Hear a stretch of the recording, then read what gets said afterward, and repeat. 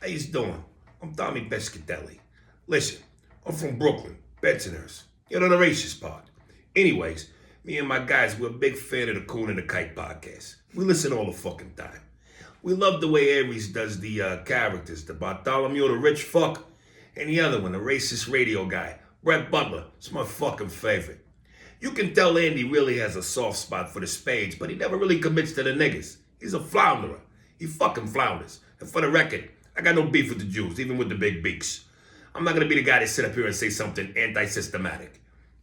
Anyways, and then there's that other guy, the other prick. What's his name? Fucking the one that does the, oh, by the way, before I get into that, let me tell you, I'm gonna be one of the new characters on the show. You're never gonna know when I'm coming or what I'm gonna fucking do, but I'm gonna be there, whether you fucking like it or not. To that other prick, what's his name? Escapes me. Steve? Yeah, him. Oh, fucking Steve. All right, coming out of that in 3, 2, 1. Yeah! I hope y'all like that. I'm gonna try to figure out some more to do with that. This is a good one. I wanted to start this off with this one. Uh-oh. Alan Camacho, pod email 3 from Alan Houston. Yo, man, y'all keep staying consistent with the quality pods. Much appreciation to you and Andy. Glad you finally got into Snowfall and can't wait to hear both of y'all's take on the most underrated shows out. Here it goes. This is the fun part. But anyway, on to my question this week. Here's some Freaky Friday type shit. Imagine Gemstar and Andy switch bodies. Voice, mind, and eyes switch into the other's body. And for the sake of the pod, you need to save them. But the only way is to fuck one of them. Who do you choose? The fate of the pod depends on you, Aries. So let me get this straight. It's Farrah's body, but she sounds like you, has your eyes and your voice and your do you say mind? Yeah, I've taken over her body. And right, and you're you, and physically, but she's in you. Yeah. I'ma fuck the shit out of Jem Steinberg. I'm fucking the shit out of Jem Steinberg. I'll even look into the eyes, as long as they don't have on the glasses. Dude, there's nothing and but she fear. don't speak. It's gonna be fear. For whom? Me. Yeah, nigga. Well, I'm the one in there. Well, you about to take it, nigga. I hope this guy writes some other stories. Because my only option is to do what? Fuck Andy in his physical form, which means this nigga got a dick and balls, but just because it sound like Gemma and eyes of Gemma, nah, player. Listen, I don't want either part of this, but I can't You blame. have no say in the matter. You're the captain now. You're the captain. You have no say in the matter. But I can't blame you because you're not into Gemstar because she's done math. I don't know what the bitch sounds like. Yeah, you just want. And again, the only thing that would remind me it's Andy is if she had on his glasses. So as long as she ain't got no glasses on, nigga, I could daze into some pupils. And as long as she don't talk, nigga, I'm good, nigga. It's a really uncomfortable place. I wouldn't want to talk because I wouldn't want to say, hey, how was it? And then she can't remember how to respond to me. I can't, what's the fuck? I can't remember. Jesus, now I need that ginkgo balonka. Then I'm gonna be like, this bitch is Andy. Yeah, this is, I'm not happy with this. I love the creative idea behind it. Of course. I wish you could have figured someone else out to use besides me, but. No, then it doesn't have any value. I know, it's fucking disgusting, but yeah. Yeah, I'm fucking Jem Steinberg, nigga. Just for the record, that ass is mine. Okay. Thank you for that, my guy. And then this nigga writes, and I'll wait for that, because that shit's a little winded. Our girl, AB, I hope that you both are doing well. The weather all over have been crazy. Uh-oh.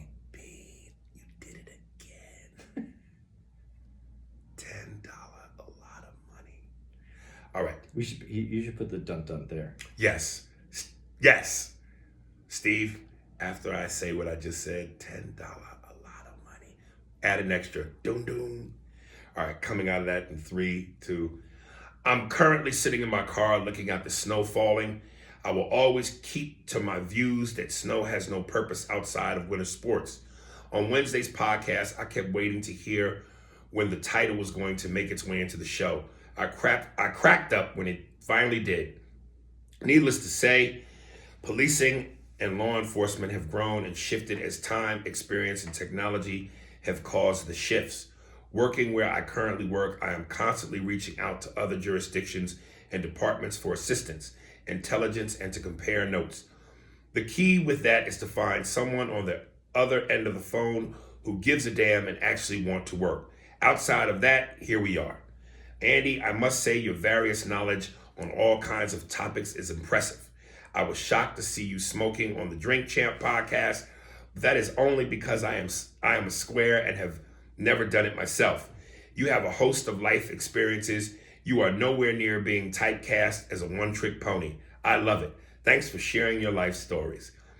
The two of y'all make a beautiful pair and y'all really balance each other out. Incidentally, as she's complimenting you, it's hitting me.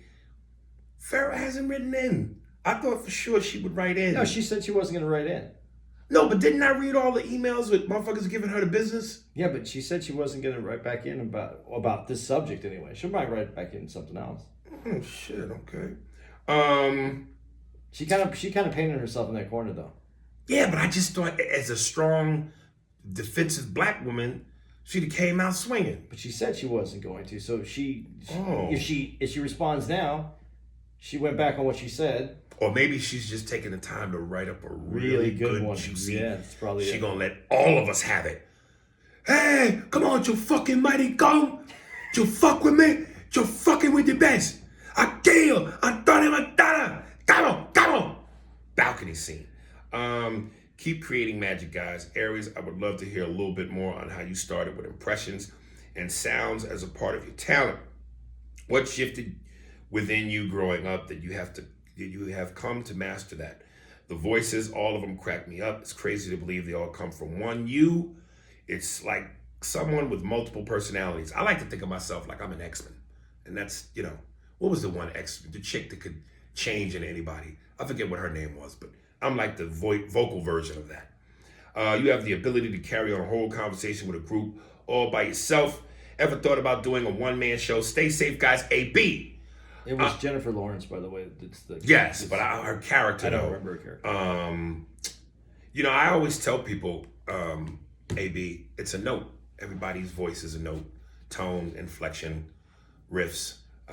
Just to give you and this is what's great when we do the podcast and I have my headphones on, which is why when I do radio back before COVID and you would go to the radio stations to promote, I always ask for headphones because when you can hear yourself, you can hear the note. Like, again, Shaq, breathy, bassy. Everything is down there, 28 there. When you say 28 there, and that's when I dominate. Sly is, hey, you. Hey, you, buddy, you want to come watch me train? It's a note. Absolutely. Yeah. I still like Tony Soprano's right here. There's a guy named Nick something. I think he was on America's Got Talent. He does Tony Soprano. And he was actually the guy that inspired me to do Tony. And that's when we were in Miami and I called Andy up and I said, yo, I think I got it. Because I was noticing certain things he did. When you listen to Tony, sheesh, that sheesh is in there. I'll go do the Johnny Shack. You gotta hit that sheesh. So when you hear those notes, that's like a note, hearing a musical note. You gotta hit it, you gotta be on key. Kamala, Dr. Janish, and Uncle Joe. But Denzel, when it goes up and down. Denzel, is the, all right, my son, I'm not gonna bury my son. My son is gonna bury me. All right, he's a good kid. You like him, yeah. That's that tremble. But then he's here. All right. That's what we talking about, huh? So it's just hitting those notes, baby. But thank you. I appreciate that. Growing up with music, do you think? Yeah, my mom. Yeah, absolutely. My mother, again, jazz singer, blues singer. So some of that shit is hereditary. The ear. That ear. That for me was hereditary. But that might not be for everybody because Jay Farrow, Afion Crockett, I don't know if they have anybody musical in their family. So again, it's a gift some sort of a way. Some of it's passed down, and then I think some of it is just something that God blesses you with. Is Cube in your... Ice Cube, no. Matter of fact, there's a guy here who asked me if I do a Tupac, which I cannot. The closest I get to Tupac is that cadence. When you feel me, nigga, feel me. When Pac rhymes, Yeah. All the niggas didn't hear me. But I can't do a Tupac. But are you limited by your range? A little bit, because, some of it I can't. Like, I wish I could do Chris Rock. Like fucking Farrell's Chris Rock and Afion. It's scary. You're kidding that. This kid. I can't get that thing that they got. Farrell's Kevin Hart is bananas. His Will Smith is, I can't get that high with Chris Tucker. But now again, take it baritone, all of it bold, nigga. That rhythm, that cadence, the depth in that nigga's voice. So it's just, certain people sing certain ways. There's different styles, you know what I mean? So we all voice singers. Deidre Ann Johnson. Hello, Miss Johnson. Jackson, if you're nasty. Hi, Aries. This is an expansion for people with underlying conditions to get the vaccination. I know that you have diabetes, so that qualifies you. However, you do know that diabetes is reversible, right? Yes, I do, Miss Johnson. Lifelong quest for me to get right. Also, once you get both doses of the vaccine, you must continue all precautions. The mask wearing will be with us for a very long time. I will be getting my second dose this Saturday, and I'm thankful, but the mask remains in place, especially on public transportation.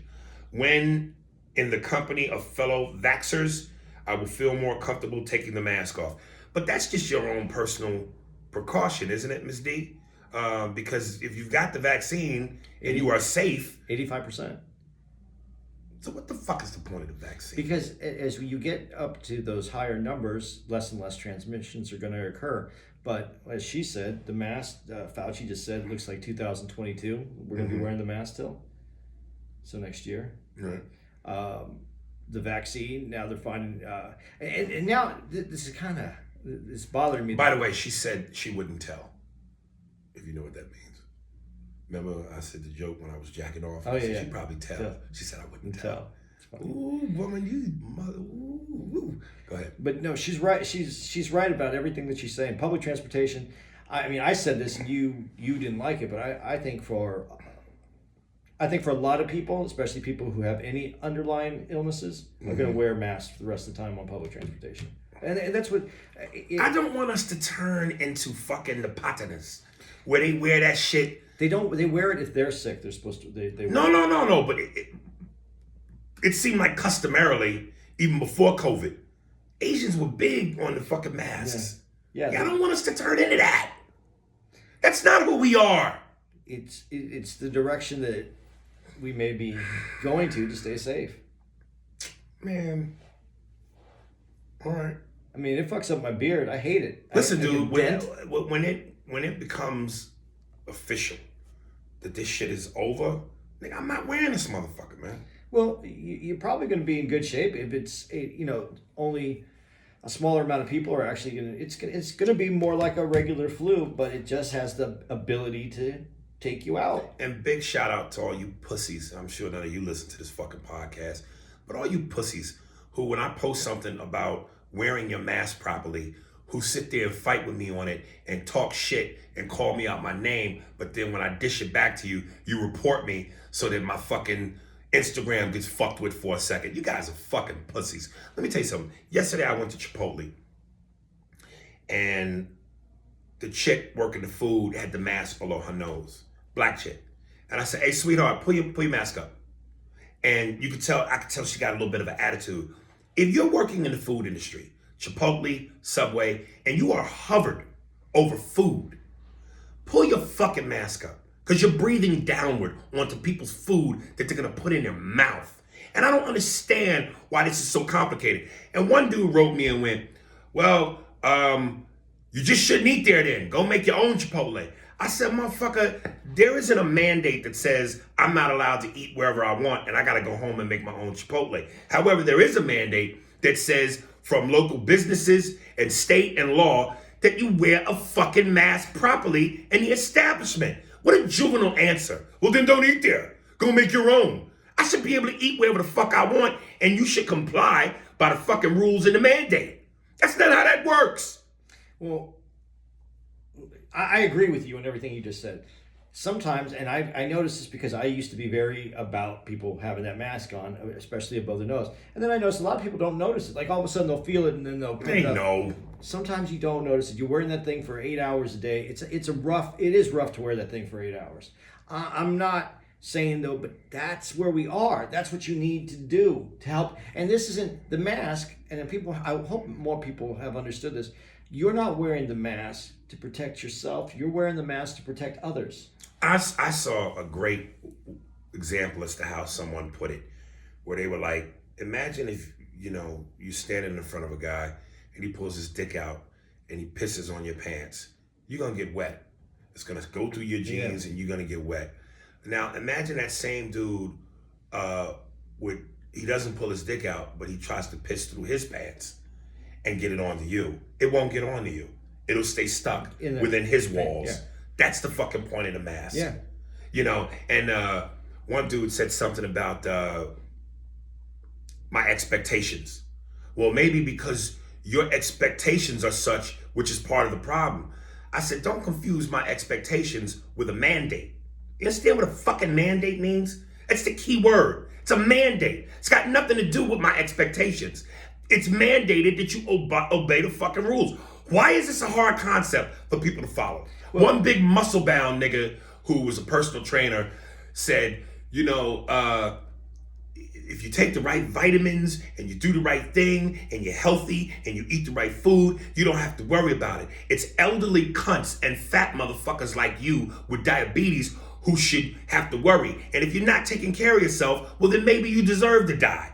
I said, you insensitive fuck. So you mean to tell me out of all the people that have died over this, from a worldwide perspective, it's only been the elderly and people with underlying conditions? No, it's been more than that. And secondly, even if you somehow escape the disease, this shit has crippled the economy.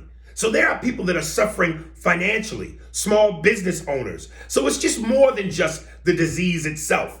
And you think that all the homeless people out there, there are homeless people out there who aren't elderly and who don't have underlying conditions. What about them? It's like, nigga, you might have a six-pack, but get one in your brain. You got one in your stomach, but get one in your brain. Well, you cannot be that fucking naive and stupid. But they are. And I was having this discussion with the Uber driver when I was coming here, first of all, because it was funny, and he was cool, man. We were having a good conversation. But what if I just all of a sudden decided that I see people go through red lights, and the other cars don't hit them? They miss them, or there wasn't any other cars coming. So can I just say, man, you don't have to worry about red lights. Just go through fucking red lights. The other people will stop. It's not your problem. Go through red lights. No, you're eventually going to get in an accident. You're going to hurt someone, or you're going to kill yourself. Same thing. Eventually, if you're not taking these precautions, it's gonna affect you. Even the dude who's taking his vitamins, working out, and staying safe, you have an immune system. But this virus is extra special. It has a way of making. I don't know if you saw they showed it. I think it was on. I forgot what show it was on, but they showed the lungs of someone who doesn't smoke. They showed the lungs of someone who smokes, and then they showed the lungs after COVID. And it was somebody who never smoked. And the lungs after COVID look worse than the lungs of the dude who's been smoking his whole life. Bingo! So, yeah, it's going to fuck you up. So, you keep going to the six-pack, dude. Keep going to the red lights, dude. Keep going to the red lights. Eventually, one was going to hit you. Yeah, fucking asshole. And then, of course, again, y'all want to talk shit and play tongue tennis with me when I got a John McEnroe serve. Nigga, don't fucking cry foul if I give it to you and you can't take it, but you expect me to take it. Well, how could they do anything to you? Because the only thing you said, it was pro-mask. I call them a bunch of fucking imbeciles and cocksuckers. Imbeciles are okay. Cocksuckers probably get to take bullying. Rami Yahoo. Yo, Aries, this is the second time I've written in. I hope this one will make the cut. In my opinion, You are the greatest impressionist of our time. Well, thank you, brother. Thanks to you and Andy for creating the pod. I look forward to the weekly entertainment therapy session. I love when Andy said he can hear me digesting my food. That was great. That's when you're getting comfortable, when you just know you can insult your partner and not give a fuck. It's like that great moment in that movie with Spade and Farley when he squeezes the ketchup packets in his mouth because the fries are in. He goes, I can actually hear you getting fatter. I wanted to keep the first one short and sweet, but real quick, let's hear a Tupac impression. Most respect. I don't have one, so do it.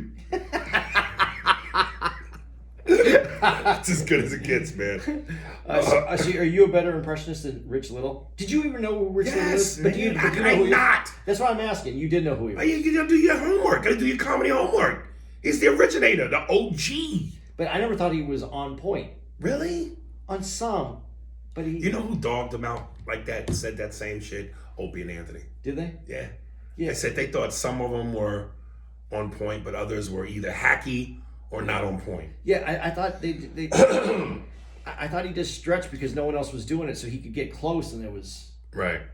And I'm not shitting on the dude. He made a career, made a lot of money. Right. Vegas. He was Vegas. Dude. Yeah. So no. I mean, he's a legend. Yeah. Right. In that. I'll tell you one of the greatest impressionists of all time, Frank Caliendo. Yeah. Frank's a fucking beast, man. But if he doesn't use the makeup, you think he still hits everything? Yes. Okay. Yes. He did a thing one time where they did a spoof of 30 for 30. And he did all the NFL coaches. One of the funniest things I've ever seen. I forget if he's still the coach of Kansas City. Reed? Andy Reid? Yeah, he is. Yeah, he made the mustache way too big. He did Bill Belichick, and he did the thing where he's got on the Bill Belichick hoodie. And he's got a poodle. It was the funniest shit. It was really funny. And when he does the dude who looks like the Chucky doll, who's the coach for Tampa Bay, Gruden. Yeah, John Gruden. Yeah, he does it's fucking great. Frank's let me ask you this about Frank though. I think we touched on it, but we never got to it. His Charles Barkley, is that blackface or is it not blackface? It's not blackface, and I'm proud to say that when he first did Charles Barkley, and again, Frank used to have me on Fox NFL Sundays. I remember we would do Barkley and Shaq. He would do Charles, and I would do Shaq. And when I was watching this Barkley, and I'm dissecting it, and I started doing Barkley because of him. And my Barkley's way better than his. Like he would always go, knucklehead. That's the voice. He said, knucklehead. Man, that defense is superb. And I was like, that's too, like the famous Kobe Bryant. Let me tell you something. Mike D'Antoni. And he wouldn't pick up on those words. Mike D'Antoni, LeBron James is very athletic, adding syllables to words. He's a great athlete. I think it's very interesting. So he did Barkley, but I thought mine one up them. Okay. Yeah. But shout out to Frank. I'm sorry. I like this comment because I never asked these questions. Andy Kaufman. Did you ever see like his Elvis? Yeah. Andy to me I didn't get it. It was too out there? Too out there. Performance art, not really comedy. Yeah. Not stand-up comedy, performance art. Yeah. I didn't get the point of purposely pissing off an audience. What's the point in that? It can be kind of fun. Did you see Man on the Moon though? The Jim Carrey did? Did you think Jim Carrey's was outstanding? Phenomenal. Okay. Yes. Duke Dre 23. My brother, what up, Aries? It's your boy Dre. I haven't wrote in a while, but I have been listening to every episode of the podcast, and as usual, you and Andy have had me laughing out loud. First thing I want to get at is about my fellow black folks and these goddamn chicken commercials. Aries, I believe you said it in a previous podcast. I got Popeyes. Fucking hate that shit. That is a bad look for us black folks, and I could not agree more. We need to stop immediately. We better than that, y'all. Okay, the next thing is the new Denzel movie, The Little Things. I'm right there with you again, Aries. When I first saw the preview, I was hooked. So I dived right in, got my popcorn ready, and started watching. I'm in it all the fucking way until that motherfucking ending. I seriously thought when they got to the point where Leto had Rami Malek digging holes and shit, this might have a 7-movie type ending to it. God, I'm glad you said that. Yep. That's what was missing. I was waiting for something like that, and it did not deliver. Okay, that's 7. What a great example. I just watched that recently the other day too. What's in the box? No, you're a liar. You lie. He wants you to kill him, David. David, if you shoot him, he wins. Oh no! The Human Condition. The Human Condition. So favorite 7-movie type ending, which is my favorite movie. So I'm fucking edge of my seat, nigga, and then nothing. Hits him with a shovel. Really? This was on a Geraldo opening Capaldi's vault level for me, nigga. But hey, it's Denzel. They can't all be great movies, I guess. He's still one of the best that will ever be. Oh, and a side note, his son John David is the real deal. Yo, he coming. Okay, next up. Aries, I am waiting with high anticipation for you to watch Snowfall. Well, nigga, if you follow this motherfucker, you already heard it. I remember suggesting it to you way back in the summer, as have many others since. Again, on a scale of 1 to Sopranos, which I take credit for coming up with. Oh, that was you! All right, dog, I like that. I remember you said you like that scale. Anyway, I think it's minimum a 9. It may not be Sopranos level, which a lot of shows aren't, but it holds up. Okay, and finally, I'm so pissed because you and Andy are coming to Tacoma, which is my neck of the woods. I live about an hour north, and I'm not gonna get to come see you because I gotta work. But I'm gonna try my ass off to get someone to switch shifts with me so I can make it. If not, I'll catch you the next time around. All right, man. I love y'all. I'm a loyal Aries and Andy card carrying member. Please be safe and keep knocking it out the park, baby. MJ is the greatest. You know, I don't have to do this, but I'm only doing this because it's who I am. So I play the game. You don't want to play the game that way? Don't play the game. Break. Your boy Dre. P.S. The new season of Snowfall starts on the 24th. We can't wait. Dre! What do you think about what he said about... I just bringing it up because I know how you feel about certain things. What do you think about what's Denzel's son's name? John David? John David, yeah. What do I think? Yeah, what do you think? What he said? Do you think he said he's the real deal? You don't... Come on. Just eliminate his connection to Denzel. I can't. I refuse. I think he's really good. Yeah. I bet you if they gave Steve Urkel a real shot, he's good too. I'm sorry. To me, I look at it like crossing the picket line. There's motherfuckers out here who blood, sweat, and tears this shit, and you get to skip to the front of the line. Yeah, but if you have this skill, Michael Douglas, his dad's Kirk Douglas. Yeah. And you don't think that Michael Douglas is a legendary actor? Yeah. Yeah. And you talked about your mom being in music, and then it's kind of part of your ear, and that's how you get this tonality. You don't think that just being around it through osmosis, some of it enters you? I'm gonna be. What you're saying is, if I'm being honest and fair, what you're saying is right. The Black Klansman did not blow me away, man. It'd be one thing if it blew me away, because you can't deny a great performance. It'd be one thing if it blew me away and the circumstances were still the same. I'd go, yeah, but that nigga was... No, it did not blow me away. And you're your daddy's son. And everything Denzel has touched, with the exception of Little Things, Virtuosity, and Ezekiel Apartment 17B, I like that. 44th A Street, 9th and 10th Avenue. I thought he did a great job in that movie. I know you do. I know you do. And that movie that movie didn't have this. It had a playfulness to it. It wasn't. It took a very serious subject and tried to make it a little bit and put some humor to it. And it was definitely a departure for Spike Lee as well. Do on Black Klansman. Yeah. Dude, it did nothing for me at all. I didn't feel him in that at all. Did you feel Spike Lee at all in that? Nah, not one of Spike's best work. I think it's just a different kind of movie. I don't think that... I know you didn't enjoy it. And again, we talked about this. When I'm watching Black Klansman, I'm keep hearing signs of Denzel. Well, if you gonna remind me of Denzel, you got to remind me, not tinker. First of all, Kirk Douglas was my father's era, so I didn't see many Kirk Douglas movies.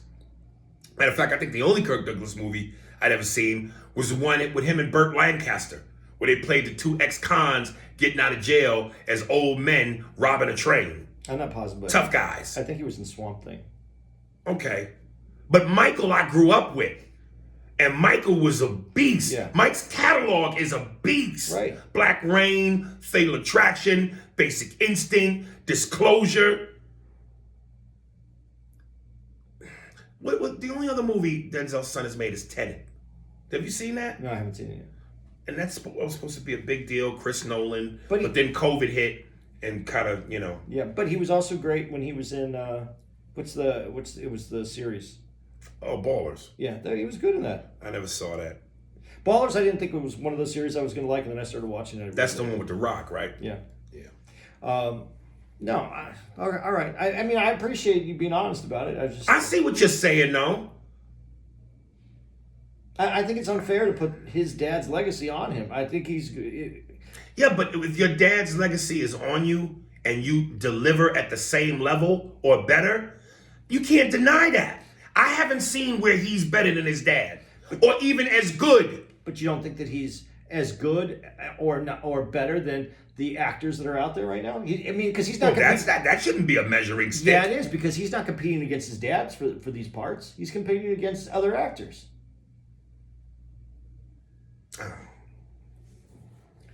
This is short. I actually wanted to read this back to back, so it's because it's a good question. Back to Deidre and Johnson, and I know Coach is probably about to drown himself in that tub because he's like, "You read 2 from her, but none from me, and I sent you one." All right, I'm gonna read yours too. I'm gonna save you the last. At this point, I just want to tease and titillate you, Coach. Night Stalker episode. Great episode, Aries. You mentioned Cape Fear with De Niro and Nolte. I'm curious, have you ever seen the original with Robert Mitchum and Gregory Peck? If so, which Max Cady do you think was scarier? Did you see it? Yeah, I didn't. I've seen it. I don't remember it as... It's black and white, yeah, right? I saw it a long time ago. Yeah, it's black and white? Yeah, I think Yeah, it's see, black and white, that takes some of the out of it. It was really good. I remember it being really good. But De Niro...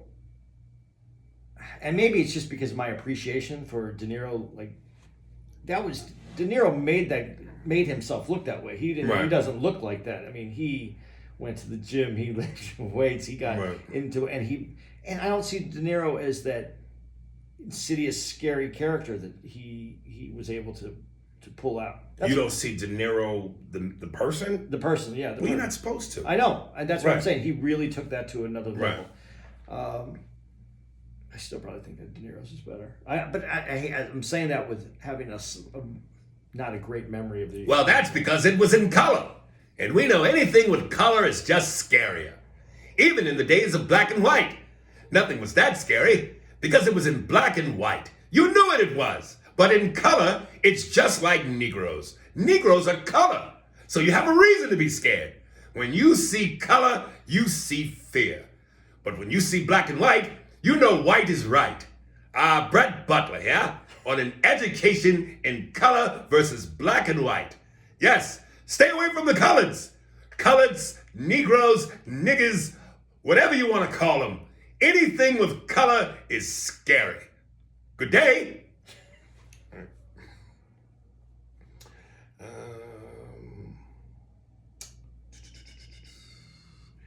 Trevor Bass.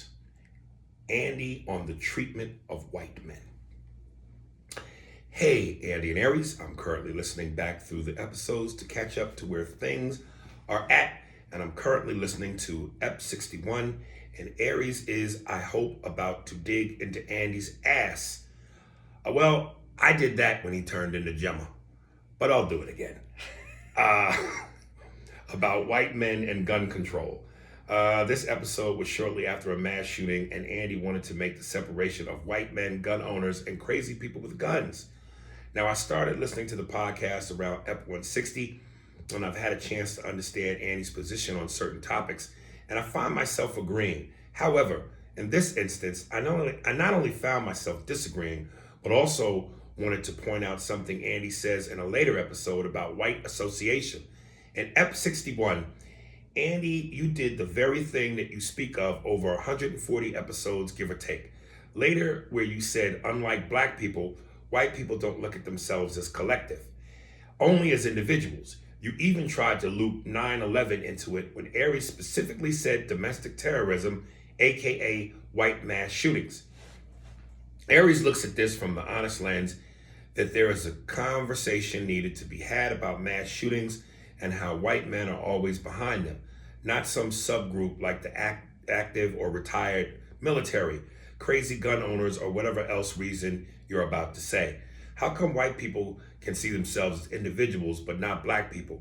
You kept taking deep breaths and stuttering when giving your response because you knew then what you ended up saying over 140 episodes later, but wasn't sure how to say it. Your hesitation to be honest about white thought is why black parents have the conversation, he puts in quotes, with their children. You all know, you just don't care to share. When Aries says use your powers for good, this is what he's talking about. Tell us and stop leaving us in the dark until you're ready. Regards, T. Yeah. One of the problems is I'm not going to remember what I was talking about. I remember what I was talking about, but I didn't listen to it. Mm-hmm. And just like he listened to it after he wrote the email. But I'm kind of going to, as whites don't identify, they identify individually. I think blacks need to identify individually, and I think that everybody is supposed to be identified. But you realize we can't.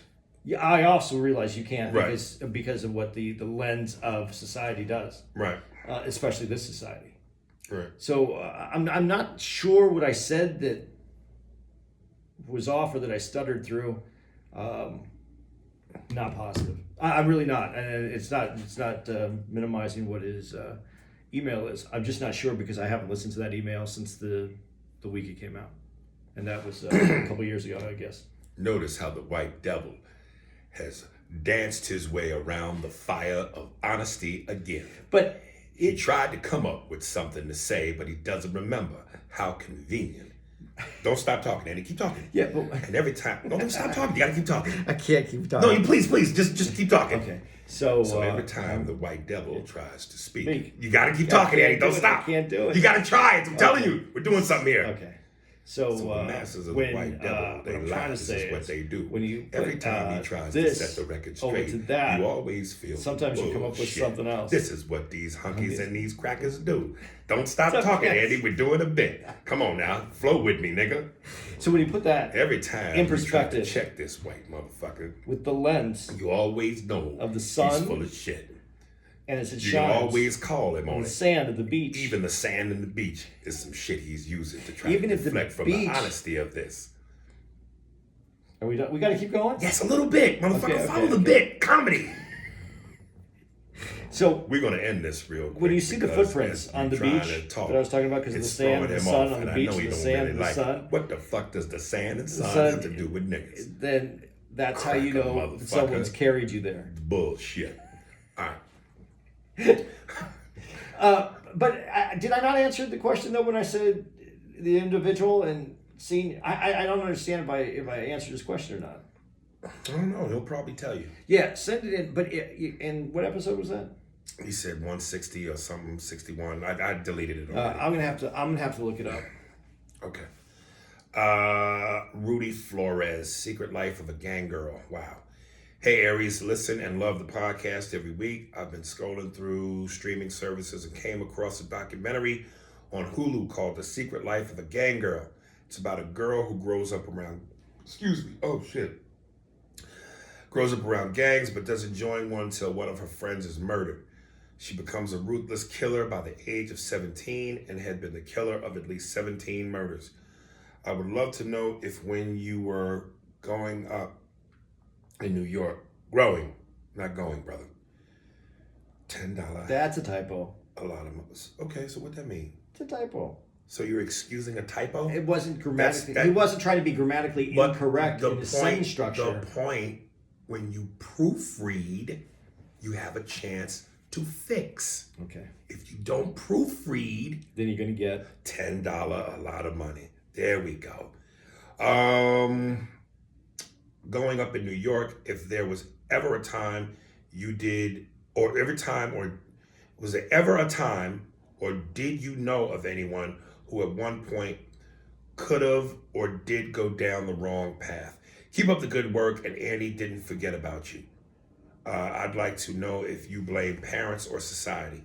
In the documentary, they're analyzing social media too. I'll keep listening. No, I didn't know anybody because I was a kid, so I wouldn't have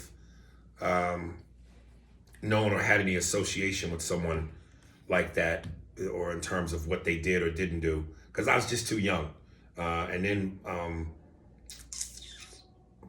by the time I was in my teen years, I had moved to New Jersey.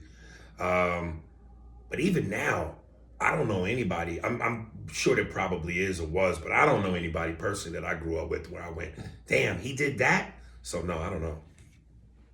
What was my question? Do you blame, hold up. Andy didn't forget about you. I'd like to know if you blame parents or society. For what? Someone going down the wrong path. Oh. Well, I get that one again. I don't know how to answer that, because I see parents that seemingly raise their children correctly and they still go down the wrong path because of societal pressures. But then I see parents that are horrible to kids and they do well. So I don't know. It has to be a combination of both, and it has to be the will. I think innately we have something in us that allows us to either follow or to become our individual selves. Yeah, I mean, I think it always starts with parents. It starts with parents, but there's plenty of people that have shitty parents or didn't grow up with two parents, or maybe were raised by not even their parents, and they don't have some of these societal issues. Yeah, I agree. I think it's a mixture of both. I think it starts with the parents, but ultimately, if the parenting isn't there, then society becomes the parents. So that can determine good or bad. You know, some parents are shitty, but then they get around the right society and it helps guide them and takes them into the right direction, and vice versa. So I think it's definitely a combination of both. But I do think that shitty parenting advances the ability for society to pull someone in the wrong direction. Right. Wolverine, Weapon X, Kiki's son. What up, A&A? Hope y'all good. Loving the podcast. What do you think of the movie Indecent Proposal? Woody Harrelson and Demi Moore are a married couple, and Robert Redford plays the rich guy who asks Woody Harrelson if he could sleep with his wife for $1 million. Aries Andy, what do you do? Me, I'd probably give him a 2-piece and a biscuit. At the same time, if our financial situation isn't good, shake my head. Damn, might have to do it. What would y'all do? Aries, I like Denzel Washington's new movie, but the ending threw me. Anyway, keep the blue magic coming. Be good, y'all.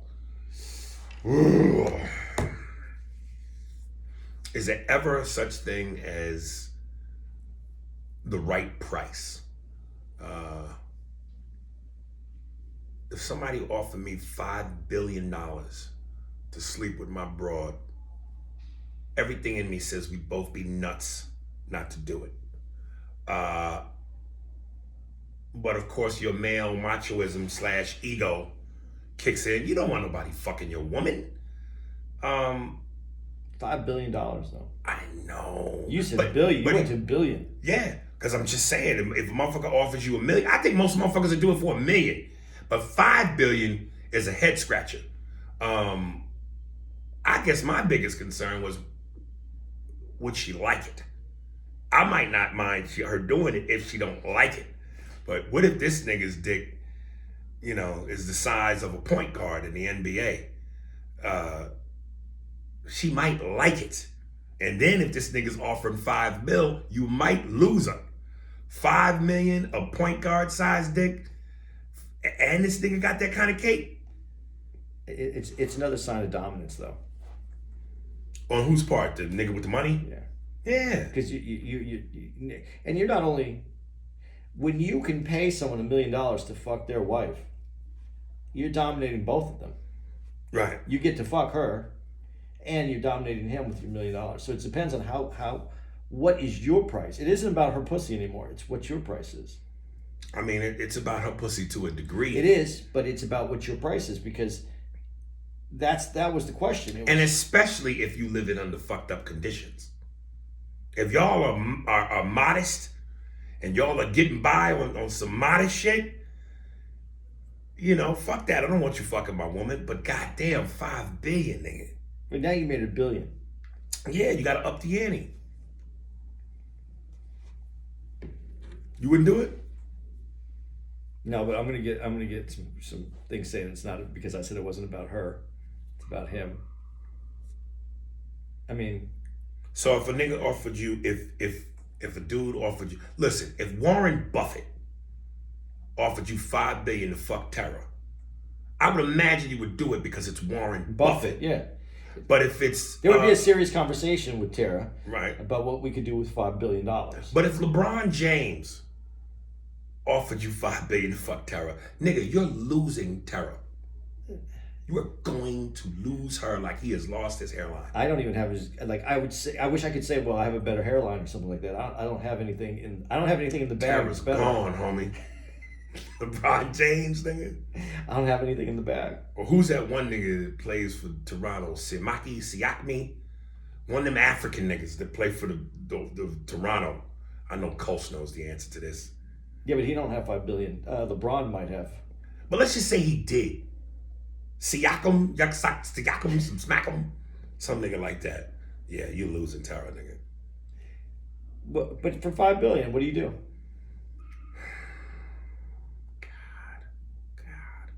For $5 billion, I bet for $1 billion, you could go to a doctor and get them to invent a whole new detachable pussy that you could take her pussy out, remove it, and put a brand new pussy in. Yeah, nah, I ain't fucking with that, nigga. I would probably do it, and if she left me, then I would spend at least $1 billion trying to track down Gemma. Oh, that's the other play. Yeah, so right. You're always thinking. You're not thinking about just the moment. You're thinking about nigga, $5 billion, nigga. Yeah. So a lot changes with $5 billion. So then you could let that happen. And if she tripped, I'll hire the best detective, find Gemma, and be like, bitch, I got $4 billion. What's happening? Yes, nigga. Kelly J to A&A. Double A, what's up, fellas? First off, Andrew should have smashed that waitress from Raleigh. He should have had that Southern Belle hollering louder than a wolf pack. LOL. I would have been so proud of him. Oh, the chick with the Southern hospitality. Yeah. You always need anything else. That nigga raped me, daddy. I DM'd Andy on IG asking him about the Chicago show. I'm disappointed it got moved because I was too ready to see y'all do y'all thing on stage. I'll just have to catch you guys when you come back in August. And sorry, Aries, but I gotta take Andy's side on something. I'm hoping to maintain my black card despite of what I'm gonna say. LOL. There is such a thing as too much when it comes to a thick body. I appreciate a banging body just as much as the next cat, but there are limitations. Once it starts looking completely unnatural and molded together like an exaggerated Play-Doh figurine or a caricature, I lost interest. Hey nigga, when you leave your keys, your wallet, and your black card on the desk. You are no longer with us. Affirmative. I lose interest. Gemma's got thighs bigger than Arnold Schwarzenegger's. What's the problem? That's good. It's a lot of protein. When she wraps her legs around your body as you enter her cervix and you blast your way past her epidural and into her chest cavity and you make her come and you ask her, was it good? Guess what she's going to say? Yay, yay. Absolutely. That ain't sexy. Serena Williams, for example, is ideal for me. That ass and them legs are something serious. And although I prefer all natural, I would even go for a Nicki Minaj type of body. And that bitch is surgically enhanced, nigga. What are you talking about? But too much. He said that. He said it. Oh, no, but although I prefer all natural, okay. But too much more than that will definitely have me feeling like I'm smashing She-Hulk. No pun intended. Now, don't get me wrong. I probably wouldn't turn Gemma down if she offered. I'm still a man, LOL. But I wouldn't chase it either. I bet you if you saw that bitch naked in a Victoria's Secret, nothing but strings up every crevice, give a run, nigga, you are chasing that. Get the fuck out of here. And your dick will lead the way like a Rolls Royce emblem. Anyway, Snowfall is bomb and King of Scotland was dope. I still gotta see that. Yeah. You've mentioned both at some point and I vouch for them. Also, Aries, I'm gonna send you some Tums, dog. Every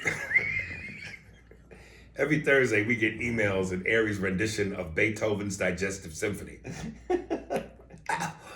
Reminds me of that scene in Nutty Professor 2 where Sherman was dreaming about how he had to use the Force, his ass gas, to get to the detonator. LOL, funny scene. Okay, last thing. I know you guys appreciate a good hypothetical as much as I do, so I got one, Aries. If Julie Cash and Gemma Starr invited you to a threesome, but you had to let them call you nigger, and he puts the ER in caps throughout it, would you do it? Like, what if one of them yelled, "Give me them nigger nuts, Aries"? You'd still hit? LOL, can't wait for your response. I would say, here these nigger nuts is. All right, fellas, keep doing y'all thing. Keep going hard in the paint. I'm out. Wizard Kelly, y'all. P.S. Shout out to Steve for being the unsung hero he is. We appreciate you, brother. Would he be able to say something on the PC one time for the one time? Just for the hell of it. He's part of the team, and it's only right that we put a voice to the name. Just a quick snippet would suffice. I got an idea for that. Do you really? Yeah, I'll tell you afterwards so we can do it. Be with fresh. Steve? Yeah. All right. Be fresh. Appreciate you, brother. Yeah. I like this dude. Yeah, he cool. Shit, I don't mind him. Goddamn. Wayne Deshaw. I felt compelled to write in caps. Hi, Aries and Andy. I'm that black British bloke who wrote into you a while ago, or still been a faithful listener. A lot of people liked when I did the Michael Guyton. Oh, the glaciers in 3D. So I could see the inside of the hairs. And I could see where she's been. And I know if a nigga's been eating it. I need to email you a lot again until your show from 2/11/2021. First of all, TJ Bloody Nora. Have you ever heard of the saying, brevity is the soul of wit? Well, with that long ass dissertation you wrote, it's safe to say longevity is a sign of a bitch. I hope Aries charged you for reading a whole chapter from your memoir, The Musings of a Bedbuck. That email went on for so long, I'm sure I found a great pube on my left bullock when you got to the end. No disrespect, but you should have saved that email for your dear diary. I understand you have your gripes, but it sounds like you still have unresolved issues with black women.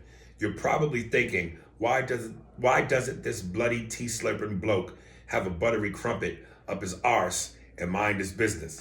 Well, I'm a listener of the show, and the last thing I want to hear are your diatribes. I was going to break down your email, but Aries and Andy summed it up perfectly and succinctly. Succinctly, yeah. Right, goddamn, yeah. Succinctly. There's British big words. That's a little British big words.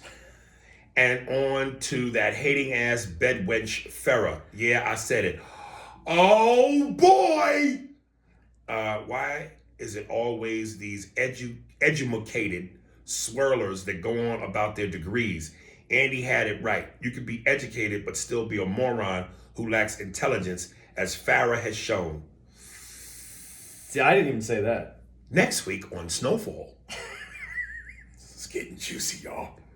As far as black women make up the majority of the most educated group in America, that may be statistically true, but once you see a lot of those degrees are ones that no Fortune 500 company would wipe their arse with.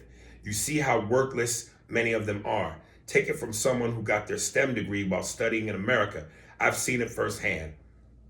And the reason why black men are clowning Michael B. Jordan dating that Lori bird is because she's exactly that, a bird. What kind of woman sleeps with a man and his father? Not at the same time, of course. That's not even mentioning that she has been around the block more times than the paperboy. We want to see our brothers do better for themselves. Black men are always expected to lower their standards when they make it. I don't care who Michael B. Jordan dates, but I can understand brothers' frustrations when we have an image projected of ourselves as being a rest haven for hoes. Anyway, I won't go on much longer. I'm not trying to be a TJ Mark too. Keep up the good work. Andy is starting to grow on me too. Just like one of those pubic hairs. I made that part up. He's been spitting some real facts over the past few months that has shown he is more perceptive than he seems, especially when it comes to racial issues. Yours sincerely, Wine. That's Bruce Wine to you, bloke. Thank you, brother. Now I like him too. Yeah, see, there you go. More motherfuckers dig you, nigga. Dude, he really went after. No. Okay, I'm reloaded. Stellar Eccles. Sup, A&A, long-time listener, first-time emailer. Nice when we get a virgin. Enjoy your show and have been listening since the very early episodes. I wrote you guys to thank your show for tuning me on to shows like City on a Hill, The Good Lord Bird, The Comedy Show, I think he meant to say The Comedy Show, and several others, but cannot fathom how movie and TV connoisseurs like yourself aren't watching what might be the best show on TV, Snowfall. Well, now you know. We're there. From the story to the character developed, Snowfall has literally entered my top 5 best shows of all time. Crazy to see Damson Idris pull off an American LA accent without a hitch, all while being English. Showing how cocaine and crack invented the neighborhoods in the 80s and how relationships altered due to them. Anywho, hopefully you find time to fit the show into your schedule, for the 4th season is set to premiere February 24th. Thanks for helping me and brightening up my work weeks. Wednesday and Thursdays have become my favorite days. Thanks to you guys. Keep up the good work. Oh, and Aries, I'm still writing and manifesting my horror movie script where you play an antagonist. Feel like you're one great performance away from superstardom. And Andy, fuck them haters. Don't keep explaining your point or of holding the media accountable. If people don't get what you mean at this point, they never will. Stello Eccles. Appreciate you, dog. Yeah, he's right. Dude, that's not, and we did a whole episode, obviously, if you heard it on Wednesday, you heard the whole thing, but Jesus. I mean, we tried to do the Snowfall 3 seasons in 1 hour. We just barely tipped it, man. We didn't even really get it all in there. The Snowfall is, the writing of Snowfall, and this is what we didn't say, is up there for television writing with to me, with Sons of Anarchy and the Walter White. Right. Breaking Bad. Breaking Bad. It's so well done. Yes. Matter of fact, you know, it's funny when I sent out the post about how great it was. Mo Collins, Mad TV alumni, hit me and said, "Awesome show. Everyone deserves an award." Yeah. So I think it's unanimous as far as how great that show is and people's feelings about it. I love it, man. And I want to thank you again for putting me on. Better late than never. All I can hear in my head is the Bruce Willis hanging out the window looking down on the car that he threw the body on top of. Welcome to the party, pal! So now we're at the party. Yeah, it is. Man, We almost owe him another episode. Maybe we should watch at least the first episode. Yeah, that makes sense. And then. But then that's like Coke, nigga. You gonna get me hooked? It's just so we didn't talk about the auntie. We didn't. Right. We missed out on so much. It's in that time, dude. I'm hyped about it still. Let me read this last one from the doctor. What up, Aries? Andy, this is the doctor talking at you. First off, I want to thank the both of y'all for all the life-changing info that y'all speak about on your podcast. If I told you once, I think I've told you 1,000 times already, Aries. Our views on life are so much alike that it's a damn near phenomenally sick. Sometimes I even find myself finishing your sentences, especially when you're trying to make a point. And that's on life situations and especially on women in movies. I almost felt like I've known you in a past life or some shit, LOL. But anyway, I would also like to honor and thank you grandly for playing my music on your show. To have your music played by your favorite comedian, the feeling undescribable. And speaking of which, here's the $1 million question. I wanted to ask you due to the fact that you're a B.I.G. fan like myself. Question, do you rate my 2 songs you played, Nashville Nights and Lady Razor Blade, even remotely close to being good as Biggie's Niggas Bleed? I desperately need your opinion on that. And by the way, Aries, you murdered that crowd at the comedy club in Raleigh. My girl and I still damn near burst into tears of laughter when you was talking about that dude that had the zipper on his chest and that fat bitch you said looked like a shit emoji. Getting my girl to laugh that hard is something other comedians have not been able to accomplish. That's one of the many reasons I know you are a truly underrated legendary king of comedy. You definitely don't get the credit you deserve. My Negro, keep doing what you're doing. Best wishes to the both of y'all. Success, the doctor. P.S. And Andy, stop trying to explain yourself to them fault-finding, sensitive-ass Negroes who be writing in talking shit about you, taking your kindness for weakness. I know where your heart is at, Playboy. God bless. This is a weird day for me on the email. I'm telling you, brother, they coming around. They starting to see your value. Dude, that zipper stuff that went on in Raleigh with the zipper shirt. Right. Dude, that was one of my favorite moments on the road with you. Watching you. Right. Just on stage. That shit was so... And you didn't let that go at all. Yeah, couldn't. Gotta beat it to death. But you didn't kill. You didn't like. It didn't get old. I mean, it was put in the. That was a fun night. Oh, thank you, brother. Coming up. Shit.